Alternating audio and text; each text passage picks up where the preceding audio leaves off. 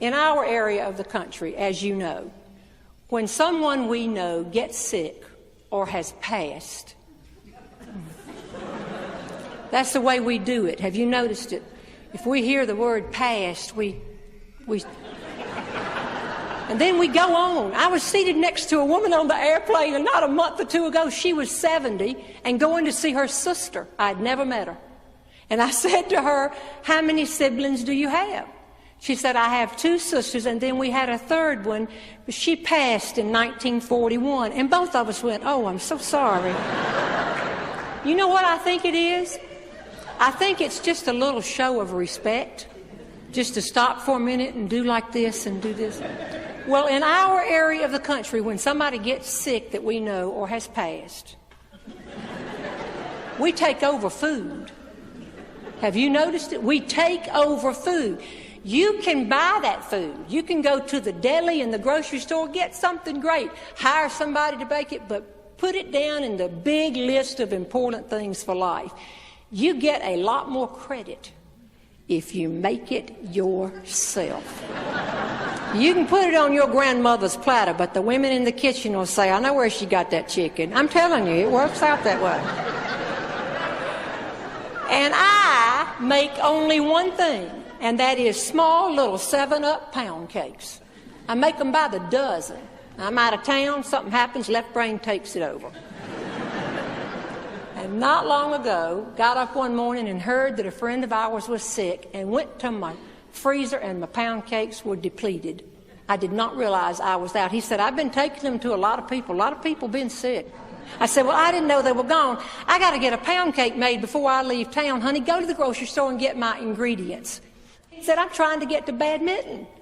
I said, "Well, it's just a few ingredients." He said, "I tell you what, I can get there and get it and still get to badminton, but you make sure I can go through that express lane. No problem." We don't go to the grocery store together anymore because I frankly don't care what things cost by the half ounce.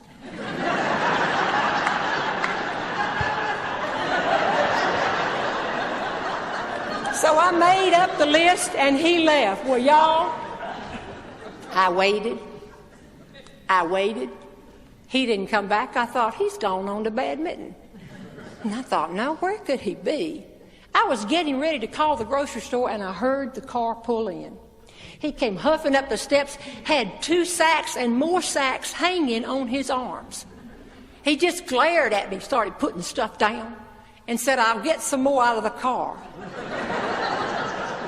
I looked in the first sack, there was a pound of margarine and 2 gigantic bottles of vanilla flavoring, doling out a half teaspoon at a time. It would take forever to get rid of these 2 gigantic bottles of vanilla flavoring. And in the next sack were 3 dozen eggs. I said, they had a special. I'll tell you, they have had a special. I didn't need but 5 eggs, and I just said a dozen. In the next sack was a big old thing of shortening, 2 of them. And in the next sack, 2 more, 12 pounds of lard. We could fry fish for everybody in here. But in that 4th sack, I found my list. And I'd like to step out of the kitchen just a minute to tell you something. Left Brain is a smart man.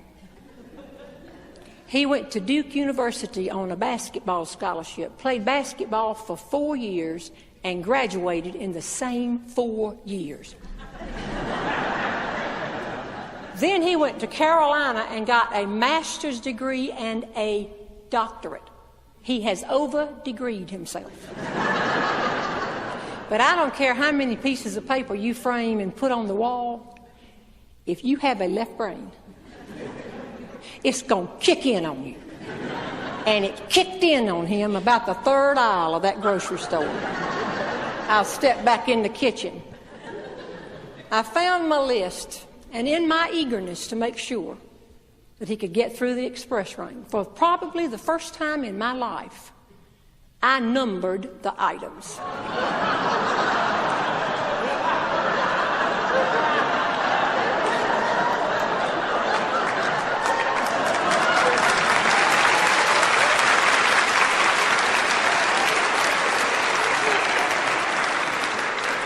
Number 1, a pound of butter, no problem. Number 2, large bottle of vanilla flavoring. I had 2 of them. Number 3, a dozen eggs. This man has a doctorate degree.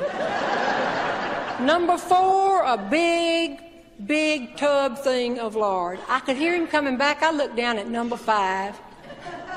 Said a 5-pound bag of sugar. I knew he was coming in with 25 pounds of sugar. And number 6 was a 5-pound bag of all-purpose flour. 30 pounds of flour. Now, I believe in accepting things you can't change, but I also believe in hounding things sometimes. And then sometime I let it ride. And this time, y'all would have been proud of me. I let it ride. I put that list behind my back. He came in again, plopping down sugar and flour all over. Bam, bam, bam, bam. Gets it all down there and says, 1 more trip. I went back to my list and looked, and number 7 was a bottle of 7-Up. I don't want that big bottle because if you're going to make 1 cake and you just use it, it'll be stale by the time I get back. I told him I wanted a 6-pack of those medium-sized ones hanging. So I knew he was coming back in with 42 bottles of 7-Up. And in a minute, there he was. I had just cleared a space for him right here. Back it up. Put them all down and turned around to me before he left and said, well, obviously, they wouldn't let me through the express lane. But you know what? He got all the way out in the hall and came back and he said, for the record, I figured out what I had done. But by then she was ringing up the 7-Up. And all these people behind me in line were laughing. And I got to get to badminton. Don't tell anybody. I said, I won't. 3 days later, I went to the grocery store. And a woman that was checking me out says, I think I checked out your husband a few days ago. I said, I'm sure you could have. She said, that was an interesting order. I said, let me explain to you. And she was from this area too, and this proves it, because I said, anytime a friend of ours gets sick or has passed, and both of us went, said, I make pound cakes and we take it over. This woman said to me, is there an epidemic?